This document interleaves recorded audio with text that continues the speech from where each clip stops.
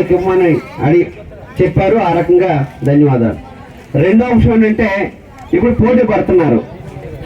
మన సత్యవతి గారు మేడం గారు ఆల్రెడీ పార్లమెంట్లో వెళ్ళి కలిసామని చెప్పారు. అది మంచి పరిణామం.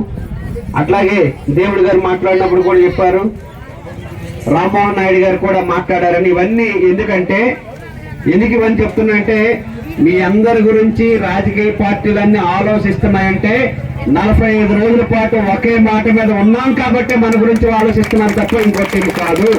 అది ఆలోచించాలి. ఇప్పుడే వస్తున్నప్పుడు చెప్తున్నారు ఇది ఎప్పుడైనా పరిష్కారం అవుతుందని. ఖచ్చితంగా పరిష్కారం అవుతుంది. తల్లి బిడ్డ కనడం ఎంత సహజమైనదో టెంటేసిన తర్వాత పరిష్కారం కూడా అంత సహజమైనది. ఖచ్చితంగా పరిష్కారం అవ్వాల్సిందే, దీనికి తిరిగిలేదు అని చెప్పదలుచుకున్నా.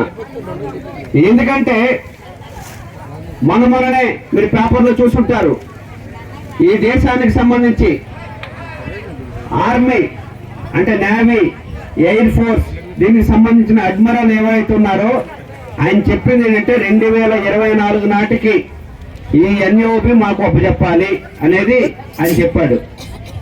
అంటే ఇంకెన్నో రోజులు లేవు, అంతా కలిపితే 1.5 రోజులు ఉంది.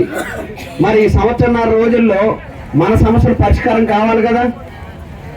సమస్య పరిష్కారం కావాలంటే ఇప్పుడు ఏమని చెప్తున్నారంటే విడదీసే కార్యక్రమం చేస్తున్నారు. ఇందాకనే చెప్పాను, ఎన్ఓపి కాలనీకి ఒక రకంగాను, బంగారంపాలెం వార్నర్ సప్పర్ వరకు ఒక రకంగాను, మిగతా గ్రామాలన్నిటికి సంబంధించిన దాంట్లో అవుతుందా కాదని నేను అడగదలుచుకుంది ఏంటంటే ఈ ఎన్ఓపి స్థలం రాకముందు గొర్రెల పెంపకందారులు ఎవరైతే ఉన్నారో వాళ్ళందరూ గొర్రెలు ఇక్కడ మేపుకున్నారా లేదా?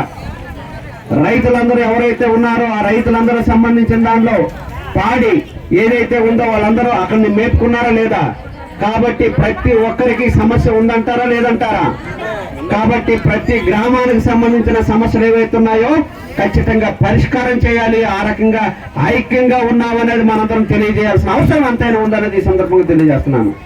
ఎందుకంటే ఈరోజు ఏమని చెప్తున్నారు, ఈ పక్కనే ఉండే గ్రామాలు ఏవైతే ఉందో గోవిందపాలెం కానీ లేదనుకుంటే మిగతా వాడరాంబెల్లికి సంబంధించిన గ్రామాలకు సంబంధించిన దానిలో కూడా అవి ఏం నష్టపోయారని.